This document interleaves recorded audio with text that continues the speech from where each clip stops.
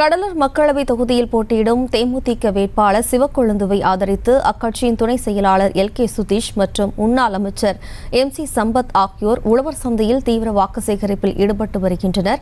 அப்போது அங்கிருந்த கடையில் டீ போட்டு கொடுத்து வேட்பாளர் சிவக்கொழுந்துவை வாக்கு சேகரித்தார். கூடுதல் விவரங்களோடு நமது செய்தியாளர் பாரிக்கார் வள்ளல் இணைகிறார். வணக்கம் பாரிவள்ளல், மேலும் விவரம்.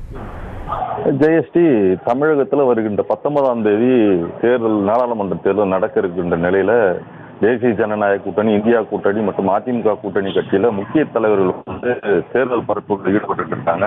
இந்நிலையை பார்த்தீங்கன்னா கடலூர்ல தேமுதிக சார்பில் பாராளுமன்ற தேர்தலில் போட்டியிடும் வேட்பாளர் சிவக்கொழுந்து ஆதரித்து அக்கட்சியின் மாநில துணை பொதுச் செயலாளர் சதீஷ் இன்று தேர்தல் பரப்புரையை மேற்கொண்டார். அவர் பார்த்தீங்கன்னா கடலூர் அண்ணா விளையாட்டு அரங்கில் நடைபயிற்சி மேற்கொண்ட பொதுமக்களிடையே சிவக்கொழுந்துக்கு ஆதரவாக அவர் நோட்டீஸ் கொடுத்து முரசு சின்னத்தில் வாக்களிக்குமாறு கேட்டுட்டு இருந்தாங்க. அது மட்டும் இல்லாமல் அருகாமையில் உள்ள உழவர் சந்தைக்கு சென்று அங்கு காய்கறி விற்கும் பெண்கள் மற்றும் கடைகளுக்கு வரும் பொதுமக்களிடையே அவங்க நோட்டீஸ் கொடுத்து முரசு சின்னத்திற்கு வாக்களிக்குமாறும் கேட்டுக்கொண்டார். இந்த நிகழ்ச்சியில் பார்த்தீங்கன்னா கடலூர் அதிமுக மாவட்ட செயலாளர், அதாவது வடக்கு மாவட்ட செயலாளர், முன்னாள் தொழில்துறை அமைச்சரான எம்.சி. சம்பத் உடன் இருந்தார்.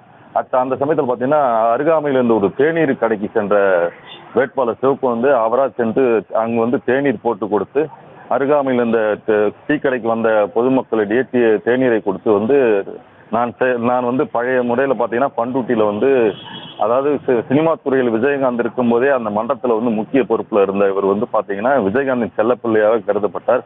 அவர் அங்கே இப்போ பண்ருட்டியில் 4 மணி சந்திப்பில் ஒரு பங்க் கடையும் தேநீர் கடையும் நடத்திட்டு இருந்தாங்க. அந்த அடிப்படையில் பார்த்து இன்று அவர் அந்த பழக்க தோஷத்தில் அதே மாதிரி நான் பழையதை மறக்க மாட்டேன்னு சொல்லிட்டு அந்த தேநீர் கடையில் தேநீர் போட்டு கொடுத்து பொதுமக்களிடையே தீவிர வாக்கு சேகரிப்பில் ஈடுபட்டார்.